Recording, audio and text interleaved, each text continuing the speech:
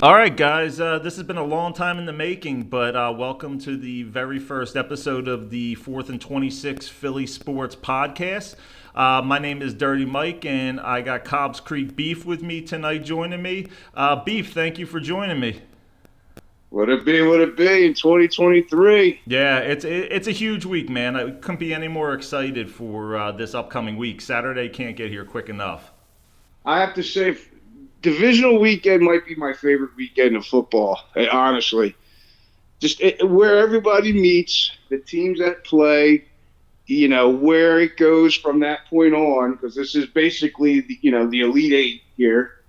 So, I mean, it's probably my favorite hype up week, obviously after the Super Bowl, but I'll tell you what, the NFC East has really come a long way from being the NFC least to having 3 out of the 4 teams remaining in the NFC. back to being the NFC beast. Yeah, and it's good, man. But I'll tell you what, man, the NFC East has just been incredible. That I don't know the exact number. I think it's about 17 or 18 years there hasn't been a repeat winner. Do you know the exact number on that? I saw a stat that we haven't had a consecutive winner since like 2004 or 5 something. It's been a long time. Yeah, it's the longest streak in NFL history. Yeah, it would go Washington, then Dallas, and then the Birds, and then there was the Giants, and then there was a period of time where it was between Dallas and the Birds for a good portion of the time. In fact, up until this point now. But I mean, last year the NFC West had an all NFC conference championship between San Fran and the Rams. So what the heck? Maybe we'll have one next week. Yeah, there's definitely – it's good when there's parity in the NFL, The NBA is a little bit different with it. The NFL, it's the any given Sunday, I'm not saying every team has a chance because they really don't, but I feel like you have a little bit more chance in football for an upset than basketball. Basketball, the number one teams the top teams are really going to win most of the time in the best of 7 series. But, when you have one game to decide it all, that's what makes the NFL so great, buddy. That's so true. And wild card, when you say parity, I agree 110%. And you don't see it anymore than the format the NFL has had in the past year or two with this extra game they've given us. And then wild card weekend with the super wild card weekend. Super wild card weekend. Not just regular, but super. So, I mean, and it's so funny because it shows you how, and I mean, you'll probably hear this as we continue this podcast, the theme of I think that the NFL is a little touched, and by touched I mean a little touched by Vegas. I'm not saying it's boxing where both guys go for the knockout in the first round or something like that. I'm just saying Vegas has their fingers in the pie, and they know how to manipulate things. And I definitely see that this is the way it's going to be from now on. That last week game of the season might actually mean something from, as it might not have been, in the past couple decades when we only had 16 games.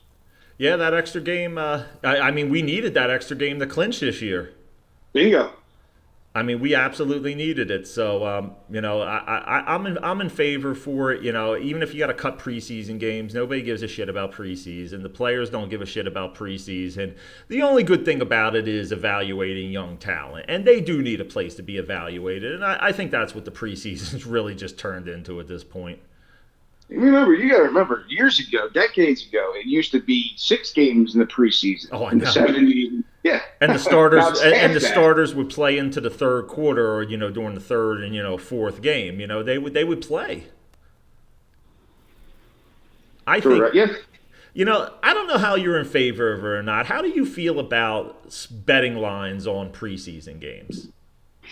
I think that it's a good way to gauge where the year might go. It definitely shows you individual stats for fantasy football. If you're a fantasy football player, I'm personally not a fantasy football player, but I've plenty of friends who are, and I understand that that's probably their greatest metric are those preseason stats and what they did the year before. So that's how they're going to, evaluate their players in the future season. Yeah, absolutely. It just definitely seems like that's the way it's trending. We're gonna tackle a couple topics tonight. Keep it kind of casual. The first topic I wanted to talk to you about is, of course, game week. I mean, how you feeling? How you feeling, Beef, about this week? Are you feeling confident? Are you feeling worried? Or are you feeling worried that you're not worried? If that makes any sense. I understand what you're saying. I don't want to make it I don't want to complicate things too much. 7.5 is what I believe. That's what we said earlier. 7.5 was the line. Right. So, okay, that's probably going to come down a little bit as maybe that might even come down a half a point. I'm thinking it might come to 7. So 7's a lot. I honestly think we have too much talent. The line is too good. We got everybody firing on all cylinders now. I really do think we'll take this game. This one little thing always nudges me, and that is how the Giants play against teams that are over 14 or 15 wins in divisional rounds. How do they do it? They beat Green Bay. They beat San Fran. They beat, let's see, who else? I know they've beaten one more team. The Vikings. It'll come to me. But anyway, yeah, they love to take that. For some reason, they love to take out teams in that divisional round when they themselves were, I agree. 500. I agree, and that would normally worry me, but I don't think that they have the roster and the talent. I mean, if you go down, look at position to position, from quarterback, running back, receivers, defensive line, offensive line, I argue the only advantage the Giants really have over us, and I don't even think it's that huge of an advantage, is maybe Saquon over Miles Sanders. But yeah, I agree. I think Saquon is able to hold on to the ball a little bit more from Miles. Sometimes for some reason he fumbles it. But I tell you what, Miles is just one of those cogs in a machine where I think, like you said, that the Giants' cogs are few and far between. They have decent. Their receivers aren't great. They still have. I guess their line isn't terrible. I mean, they gave Jones plenty of time to make decisions and run, and I think he just took apart a fraud Vikings team last weekend. Yeah, absolutely. We're not the same defense as the Vikings, for sure. They're definitely a fraud, and everybody was on it all week on ESPN. Everybody knew the Giants were going to beat the Vikings. Everyone knew it. And, the Giants do have a path to victory, but it's not a big path. They have to control the clock with the run. I'll tell you what the key is to this week, Foods. The number one thing, if the Eagles do this, in my mind, there's no doubt that they are going to win. If they can stop Daniel Jones from scrambling on third down and picking up bullshit first downs, if they can stop that, we will win the game. And I think them having shown nothing that last weekend or that last week of the regular season, because that was a terrible game. Foods, it was a vanilla offense. I mean, the only object of that game was to win it with doing as little as possible. Let's call it for what it was. And get your 14th win. That's all. That's all we had to do was win. And that's it. And I agree. But then themselves, the Giants also didn't really show that much. So I'm not, like I said, I'm not worried. I think we can definitely, take care of business, especially in-house. It's huge. Yeah. And you got to remember, this is 8 o'clock at night, right? 10 miles away from where I live, and you're going to be 12 hours of drinking and tailgating down there. Oh, my God, yeah, absolutely. I was just about to say that. Tailgating is going to start early in the morning. I mean, Jesus, people will already be passed out by 8 o'clock. You got to pace yourself. Unbelievable, because they already got the first game. I believe, what's that? The first game is the Jags and the Chiefs, so they're already going to be watching that one between two of our old coaches. They're going to be loving that. Absolutely, and another key to this game, Lane Johnson.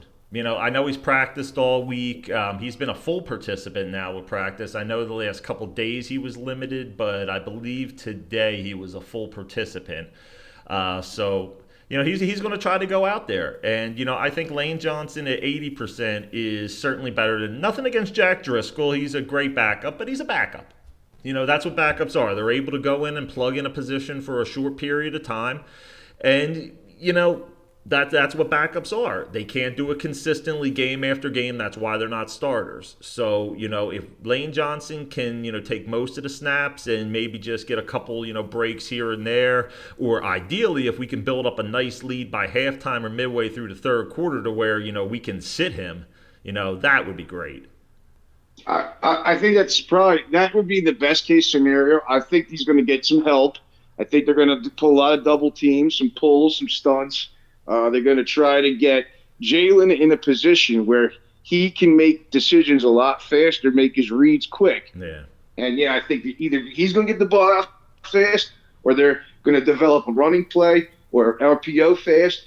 And you know how the Giants, they don't have the talent in the secondary to keep up with our guys for man to man. They're going to have to play zone. But now we got Dallas Goedert back, and he'll just find the seams in the zone, no problem. Yeah, they do have one good pass rusher. Kayvon Thibodeau is very good. Yeah, he's excellent. I'm still pissed at him for what he did to Nick Foles, doing snow angels for 15 seconds next to him while he's flopping on the ground with broken ribs. It was pretty shitty. But you saw that, right? Of course, yeah. That was a few weeks ago, right? Yeah, I couldn't believe that. I could not believe it. Okay, you're going to do a celebration, that's fine. I had nothing wrong with the celebration. But I timed it. It was almost 15 seconds. That's a bit excessive.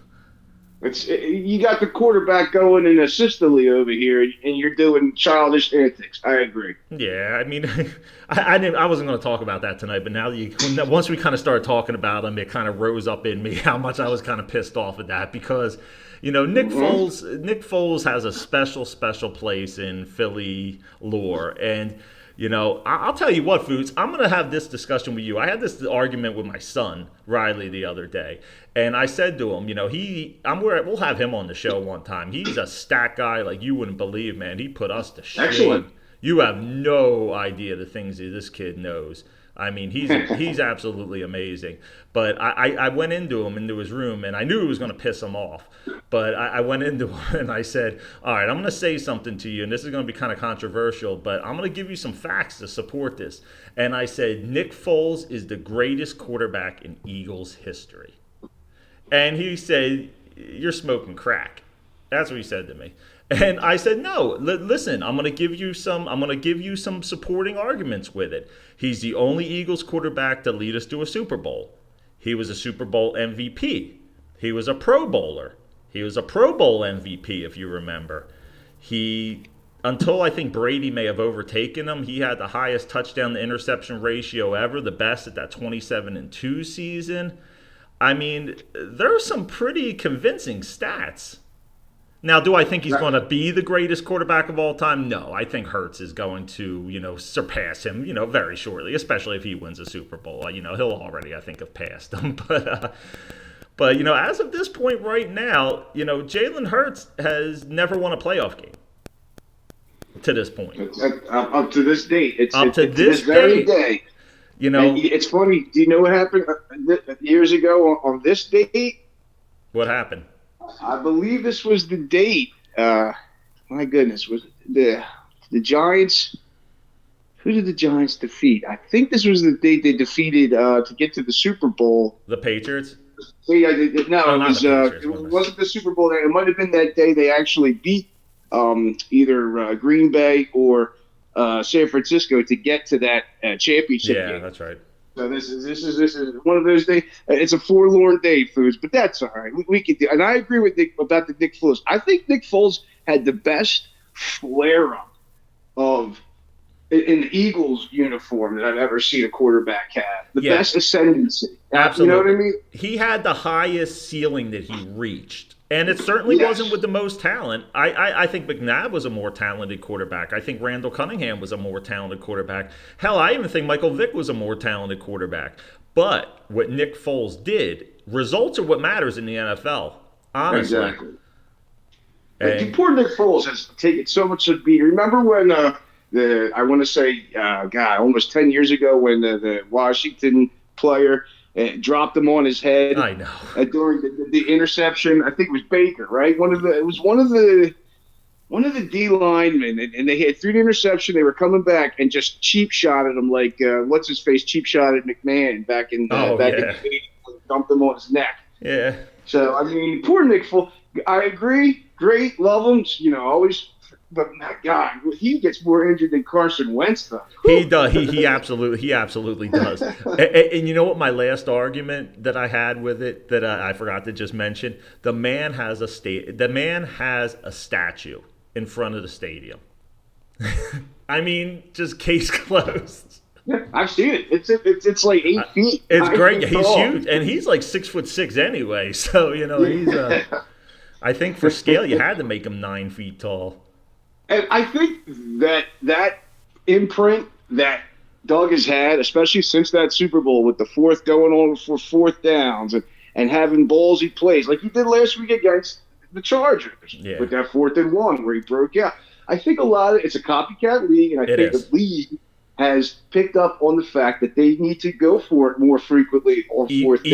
Even on the other side of the 50-yard line, you're seeing it routinely. Yeah. And I'll tell you what, since we brought up sneaks and trick plays, if I see us fall for a fake punt this weekend, I'm going to jump out the window. Too many times I've seen it.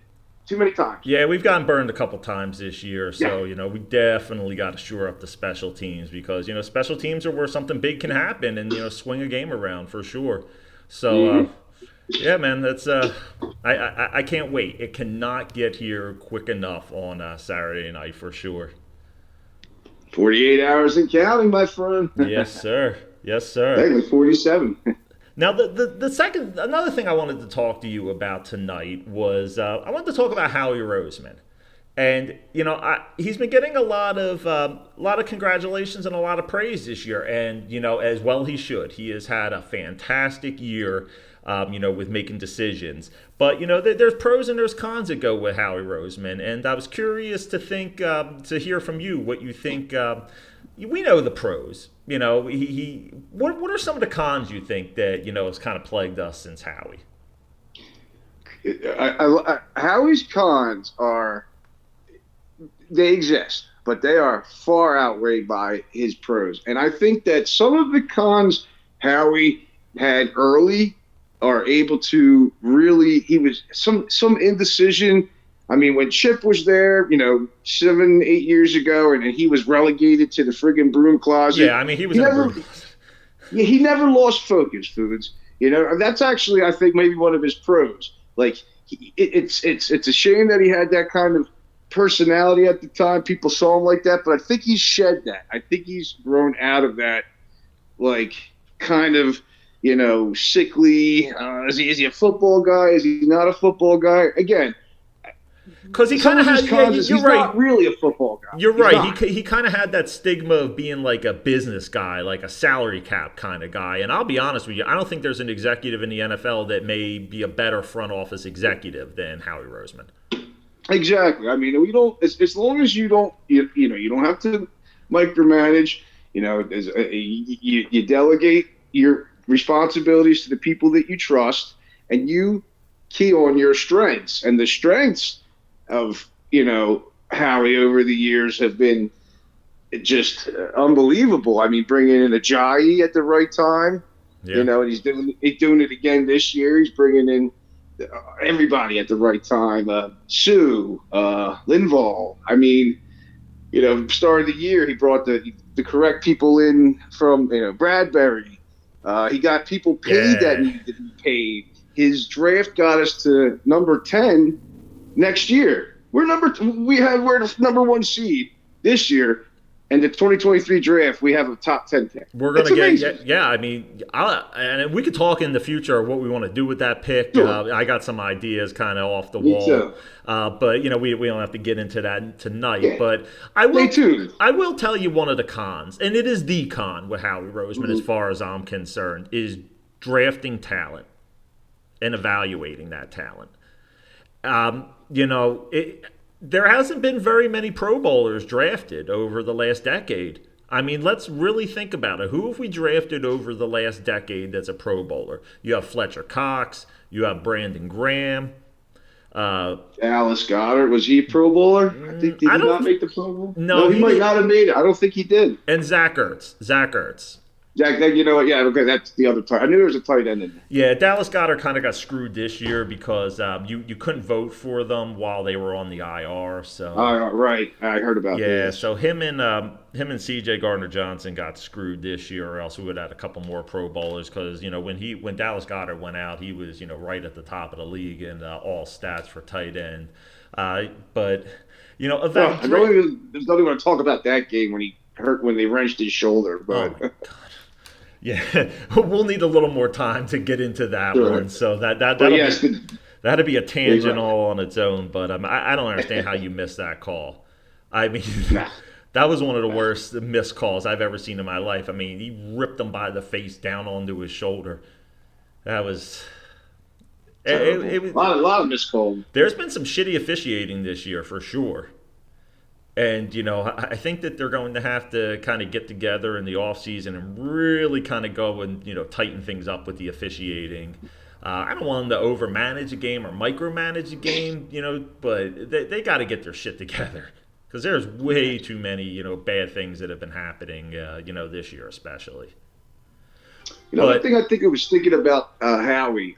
He's had some good turnover, and that's not a bad thing if you're successful, but you want to run a stable, a stable football team. You want to have your people there a long time, and I think a lot of people once they have that taste of success, especially from the coaching trees, but not just that. I mean, some of the front office people that go, some of the head scouts that go, to Jets and what have you. Like, I think that that might be a little problem that he has too, is holding on to the people that have bringing us the success. So some things something's good, something's bad about Howie. all right, I'm going to pull up, and you know what? I feel like this was even before Howie, and you may agree with me on this, and you may disagree with me on this, but I really truly feel like Philadelphia is one of the worst cities for evaluating talent and having misses in the first round of all sports. Oh, no. Oh boy! Do we have to say Paul Pierce? Is that the first thing that comes to mind? First thing that comes to my mind. The first thing that comes to my mind is Justin Jefferson, but we got to let that Oh, go. I yeah. have to let that go. That shows you how much resentment I'm holding on to, Foods. I'm thinking of stuff from like 20 years ago. Jesus. Yeah, you ain't kidding. I got in front of me a list. Can you see the list we got in front here?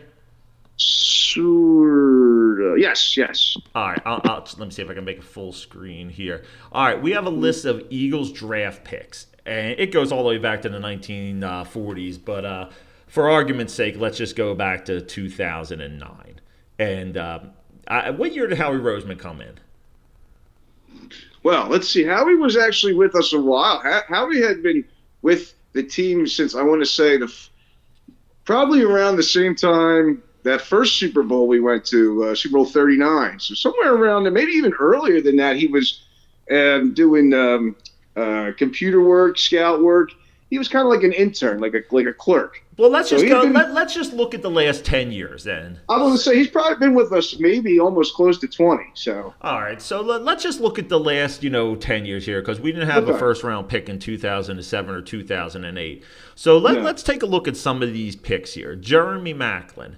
He wasn't a superstar, but he was a borderline Pro Bowl receiver. I have I would no say problem with Jeremy Maclin at 19. good number two. He's a good number two. Him and Deshaun had a good run there. Yes, Brandon yes. Graham now, all the way back in 2010. Brandon Graham. My My boy. Yeah, we've had him a while. My God. So that was a good pick. I'd say Brandon Graham was a great first round pick. I'm perfectly fine with that. I'm happy with it. We'd have to look at who would maybe picked behind them. Obviously, there's always going to be superstars that you miss. But I'll tell you what, Foods. This one was the one that really got me here. 2011. You remember Danny Watkins, The fireman. the fireman? My God. I mean, that was just. If you want to take a flyer on somebody like that, that's what the 5th, 6th, 7th rounds for. But to waste the number 21 pick in the first round on Danny Watkins, that's almost a fireable offense right there. That's just terrible. He went to Baylor. He said, "Let me take you." He said, "Let me try, and make a little chicken salad out of, chicken shit." And it didn't work. Yeah. It's okay because they all come to bite you in the ass. That's no problem. But I understand. All right, now we got Fletcher Cox.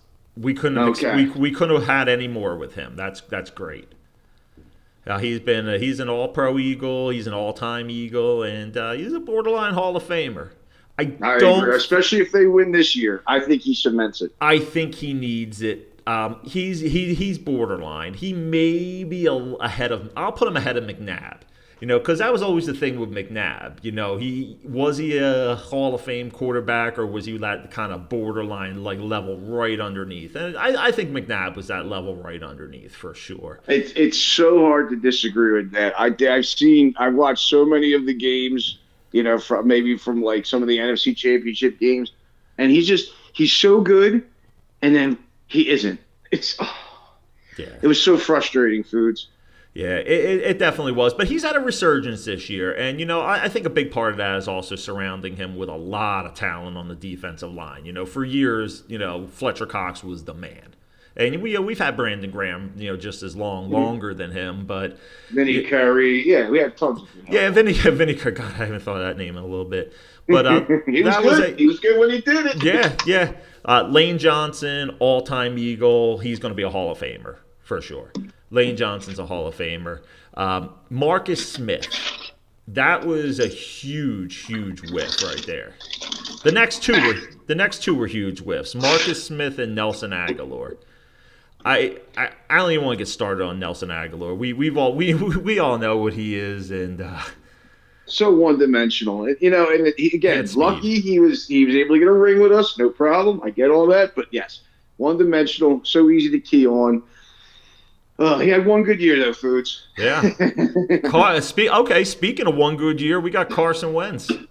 I used to be such a Carson lover. Me too. I was a homer on Carson as well, and I wanted him. Don't hate him. Yeah. I don't hate him. He's better than Ben Simmons, right? No, I definitely don't hate him, but he's done. I think he's going to retire after his year. He's got 2 kids now. He's married. He's made $150 million in his career. I don't think he wants to just float around the league every year being a backup. I think he's done. Yeah, especially since he doesn't win anything, the poor guy. He can't stay healthy either. Man, I've never seen anybody fall off quicker than him. His ascendancy was like one of those things where it burns out twice as, the candle that burns twice as fast, half as long. That's his kind of deal.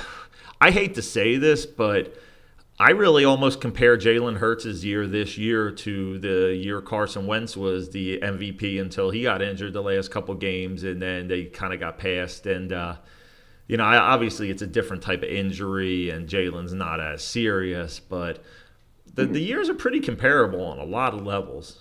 So no, sports radio has drawn that parallel fairly frequently. Yeah, and they should. I love Jalen Hurts. I think he is the future of our team. He's, a lot of quarterbacks take that first year to second year leap where, the game starts to slow down for them and then they take a jump. They're not, an all-pro yet. They're not an MVP, but, they take that next jump up.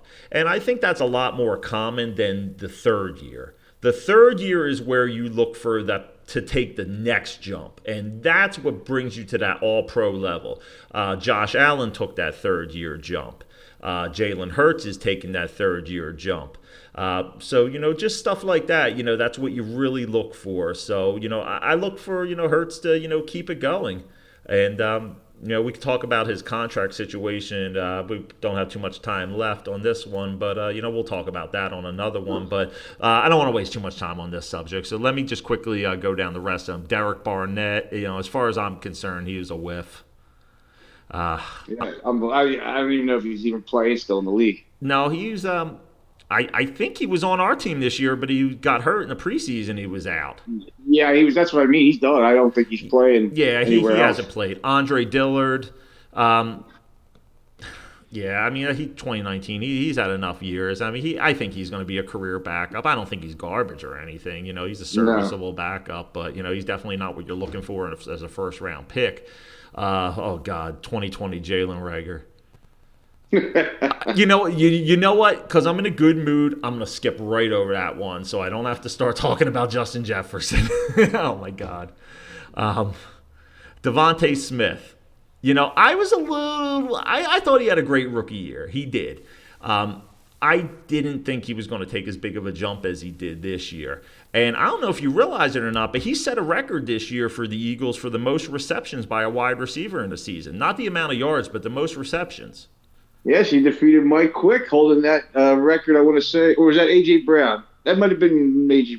I know one of them took Mike Quick's Mike record Quick from like was 4 AJ years Brown. ago. AJ Brown took his That's the receiving one. one, but he might. That's the I one. think Harold Carmichael may have. We're just spitting all kinds of shit in the air here. We could fact check it, but it I was know either for the fact. Carmichael or Quick. I think that had the receptions Yeah, record. I think that was Brown. AJ Brown took the because Mike Quick was one of my personal. I loved Mike Quick. Growing up as a wide receiver, he was a great wide out. Yeah. Fucking unbelievable. Yeah, but Devontae But Smith really took a jump this year, and I'll tell you, he has some of the best hands of anybody in the NFL. The catches that he makes, and the body and control, yeah, the feet, the unbelievable. The feet, Slim Reaper foods. the Slim Reaper, he sure is. I heard he gained a few pounds this year. I heard eating Wawa hoagies. So It's all right. Put a few pounds on the kid because he was a little too slim. yeah, the classic meatball with provolone will do that to you if you're eating that every day. Looking for that turkey and mash. Is that what That we're talking about for you? the gobbler. Gotta love the gobbler sandwich. And finally, the last year, Jordan Davis. He was one of those players that at the beginning of the year, you didn't really hear his name called a whole lot, but when he went out, you really saw that defensive line take a plummet in the run game. I'll tell you that. It was a shame. And I think that he still just is green. I honestly Yeah, he's think a he rookie. might need another year, too. But, you can always package him later for something. You never know, Foods. I'll tell you what, somebody that my son's super bullish on is N'Kobe Dean. Okay. Who we drafted, who was a teammate of Jordan Davis. He was a rookie this year, but he didn't really get onto the field too much because of our linebacker situation being, for the first time in a long time. Let's talk about that. Our linebackers have been Solid. very solid. It's great to see, God, who we got out there? Sweat, Bradbury, all those guys out there looking unbelievable, dude. Yeah, everybody. I'm glad Sweat's going to be back this week too, because that looked really bad when that happened. Oh, his little neck stinger, yeah, you don't want to see that. That was the same weekend that happened to DeMar, I believe. I think it might have been the weekend before, but yeah, It was the weekend before. Yeah, it was around the same time though, but it was a similar kind of situation where he didn't really look like he was moving too much, and they carted him off. But he was trying to come back for the last game. I guess he quickly realized, hey, I'm okay. It was just a stinger, but that's really scary for sure. You don't want that. Stingers are awful foods. Hip stingers, neck stingers. You don't want. Yeah, anything. I've had a neck stinger before. Yeah, yeah. Oh. Yeah, it's definitely not good. But looks like we got time for probably one more topic here tonight, and I wanted to talk about Andy and Doug going against each other this week. 3 to 4 coaches on Saturday are either current Eagles coaches or former Eagles coaches, and I think that's pretty cool. Yeah, the whole tree is amazing. All the way from Andy, from Mike Holmgren, from Walsh. We've had some of the best quarterback, coaches, some of the best line coaches, some of the best special. Jim Harbaugh. Yeah, He was. McDermott. Yeah, it might have been John. I think it was John Harbaugh. John Harbaugh was there. Yeah, McDermott. We had Shermer, a bunch of other, Ron Rivera. Gruden. Yep, plenty of people that were, in a position now to have their own head coaching jobs and make their own impact separate from Andy, Doug. I'll tell you what, Nick Sirianni is going to have a big coaching tree next year because we have a potential to lose 3 of our coaches to become head coaches this year. Oh, did I lose you, Beef? We might have lost Beef there for a second. Let me remove him and add him back in. Are you there, buddy? You got me, bud? Oh, yeah, I You got got you me? now. Yeah, I lost you for a Sorry, yeah. second. No, all good. I apologize. But anyway, yeah, I was. Up until what part did you hear me about the?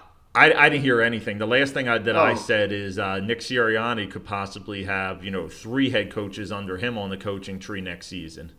right. Okay, good. Yeah, that's what I heard. Okay, that was the last thing I heard. Yeah, it's amazing.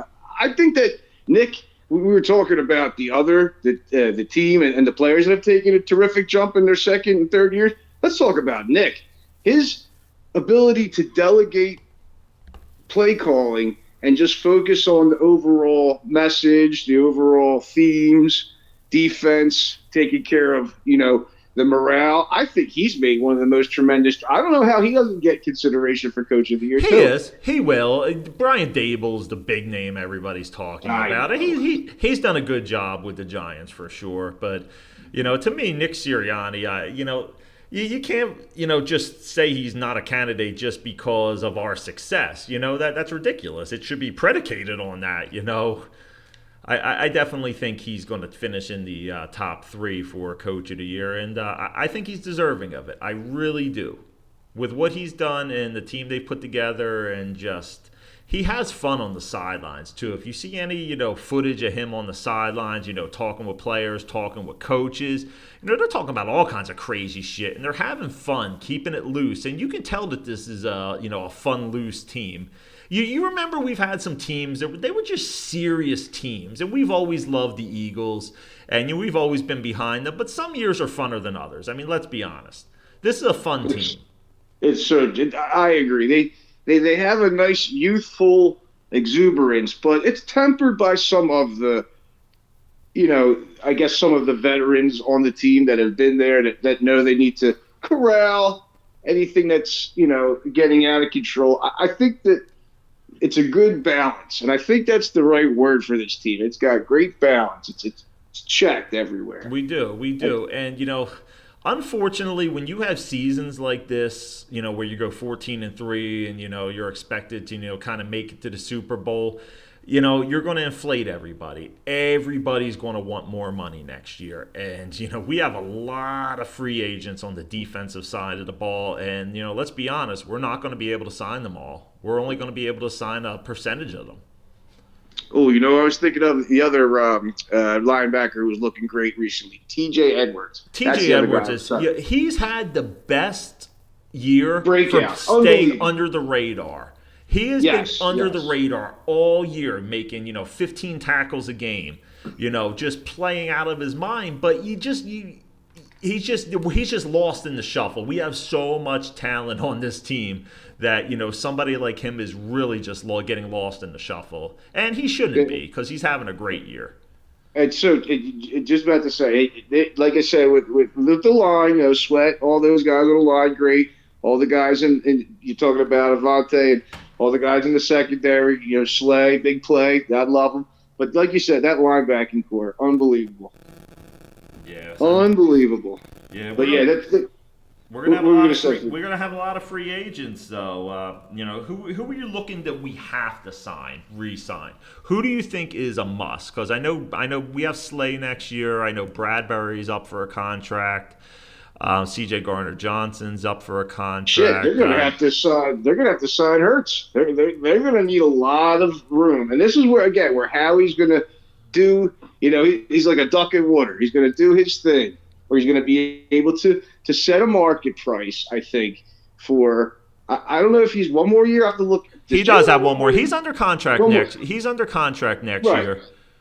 But he's going to be Foods. He's going to have to get paid, man. They're going to have to back up the brakes for my man. He is. But I'll tell you, he's not going to be. He hurt himself these last few games in this injury, because when it comes time for negotiation, what do you think they're going to say to him? They're going to say, you're the future of our organization. You've had a great year, but now this is 2 seasons in a row that you weren't, able to really finish the year, and you've had limitations, and, come playoff time. And, that comes into play. And I think that hurt him for the contract this year.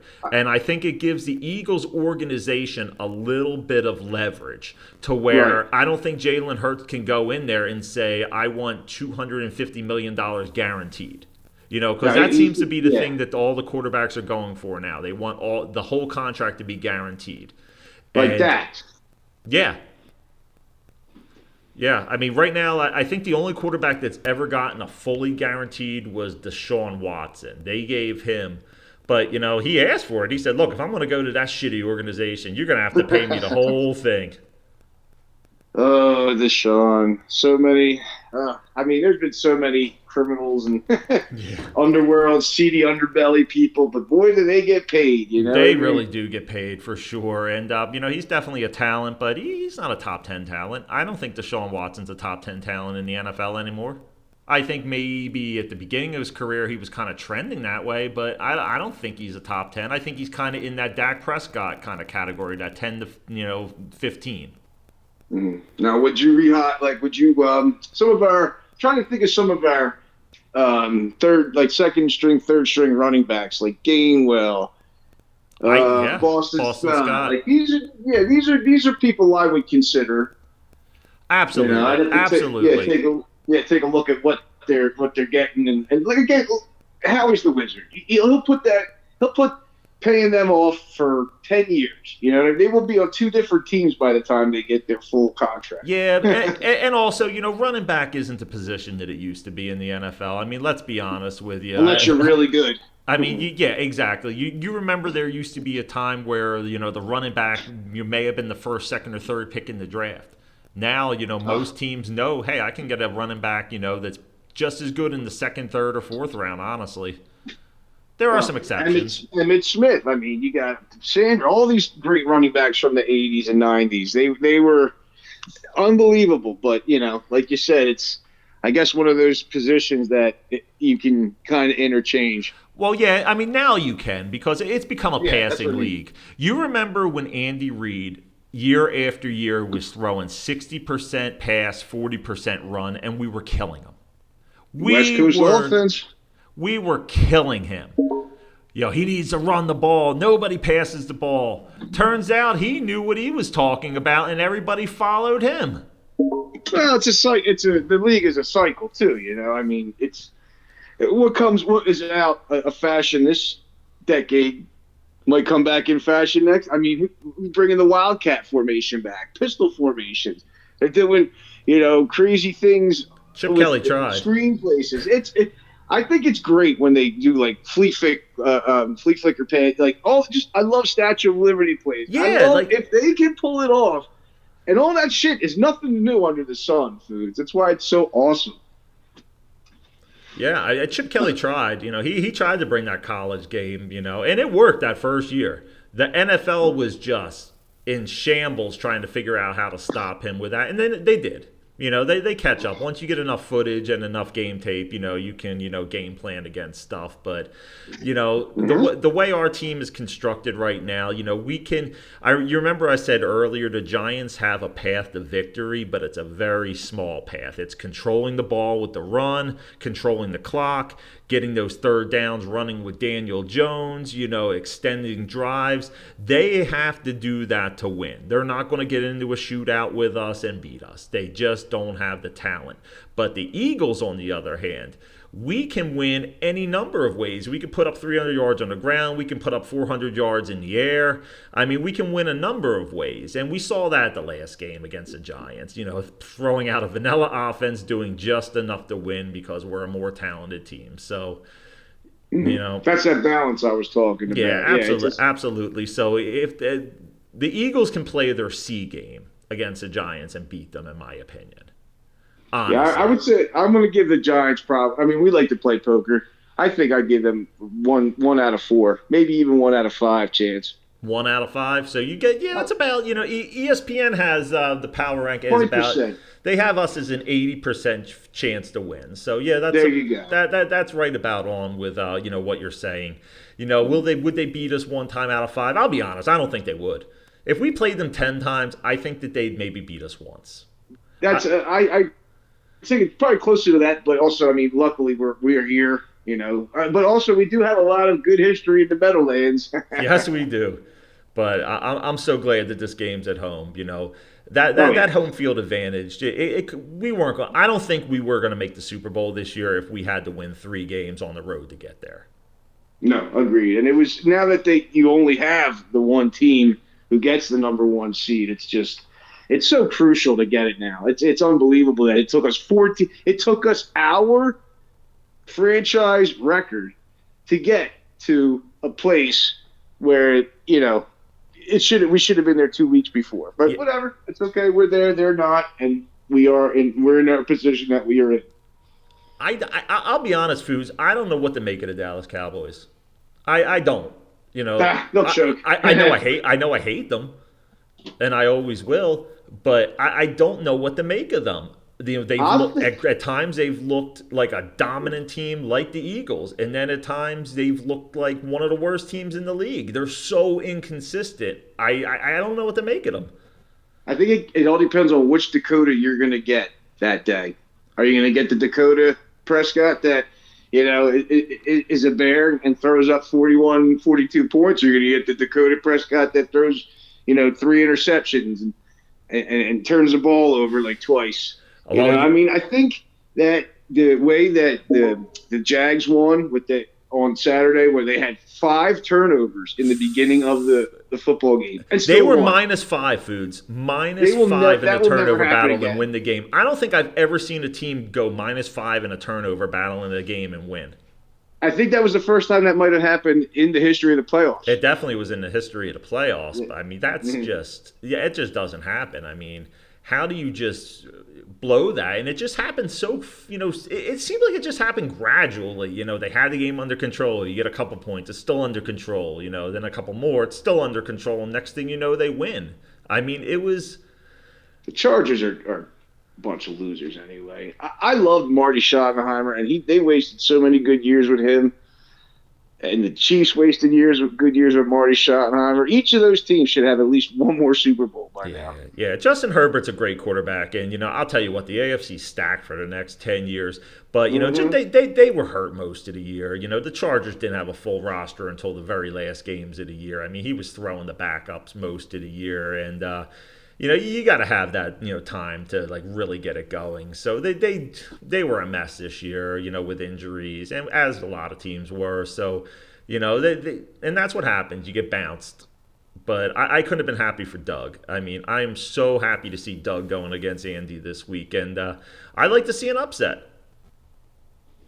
I honestly think that it would be so cool if we played either one of those guys. Either one, doesn't matter, but how funny would that be if we played either one of those guys in the Super Bowl? Well, if I had my druthers, I would rather play the Jags than the Chiefs. But, I hear you there, but I'm just thinking, the probabilities of either the Jags even getting there is unbelievable. So, right. But imagine if they got there.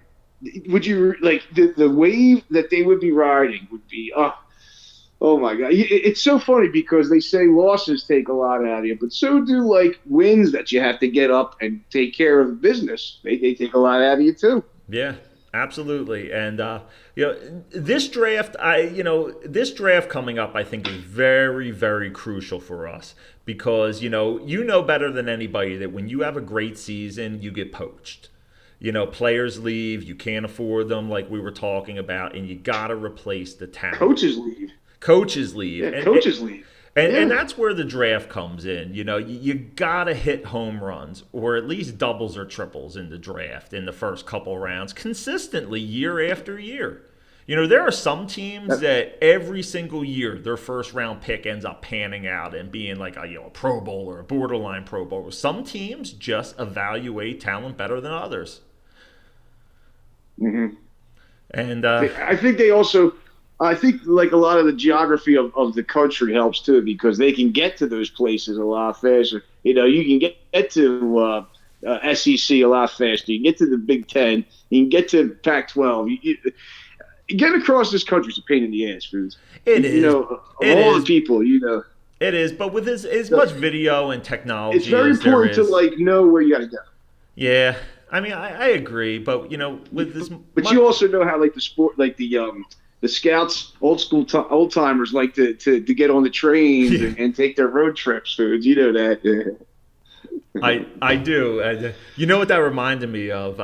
I was watching A League of Their Own the other night, which is a great movie. But John Lovitz, he was a scout in the beginning of it, and he was awesome, man. He wasn't in Yeah, it for very long, but he's always a scene stealer. he was Ernie Palladino, Yes, he was Mr. Palladino. Mr. Palladino. That's some funny stuff, but yeah, man. He was the best. Oh my god. Yeah. Well, we're going to look to do this every week, this little podcast here. And, we're going to get some guests on the show in addition to, just, you and me doing it. I got a couple guests, lined up in the near future that we can, bring in here. And, as the channel starts to grow, I would definitely like the scale of those guests to kind of, scale up with it. And, wouldn't that be great one day if we could have like a top tier like Eagles executive or somebody on with us,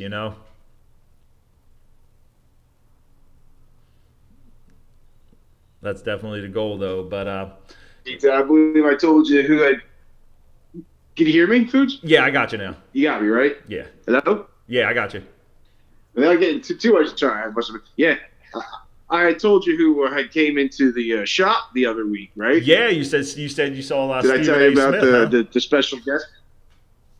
Yeah, that would be great. Actually came into our shop. Now, if he comes back in again, yes, should I ask him? 100%. Do you think he'd even have time for us? No, he wouldn't. Yeah, we still gotta ask. But what's the harm of asking, right? I'll make sure because he had come in with his younger daughter last. I didn't want to bug him last. I think he was appreciative that we didn't bug him. So maybe next time it'll be a little bit more, acceptable to the idea. Maybe I can get him on the horn one day. Yeah, that would be really great for sure. Well, thank you for no coming on and joining me tonight. No promises. Yeah, man. Thank you for coming on and joining me tonight, Beef. It was a great talk, and it was a great podcast, and I look forward to doing many more with you. Yeah, it was a stimulating opening round, and I'm glad we were able to get it down and get it out to the people. Absolutely. Well, guys, thank you so much. I don't know who's going to watch this, as this is our first, podcast. So, we're kind of starting at zero with this. So, this may be somebody 6 months from now that looks back on this and says, oh, let me look at the beginning. Let me see what these guys were all about. So for you future guys who are looking here in the end of 2023, welcome. But for everybody else, we can't wait to, get you guys in on the train here with 4th and 26 Philly Sports. Obviously the bulk of the talk tonight was about the Eagles, being we are in the playoffs and this is, playoff week. But in future episodes, it's definitely going to be a little bit more balanced with talk on all Philly sports. So there's no limit on what we can talk about here. Obviously, it's a Philly sports podcast, but, real life comes in as well. And there's no topics that are off limit here. So, thank you guys who are, watching, and we will be back with our second episode next week. Beef, thank you for joining me, and I'll hit you up shortly. You got it, buddy. Thank you. Later, guys. Have a good night. All right, guys. Have a good night.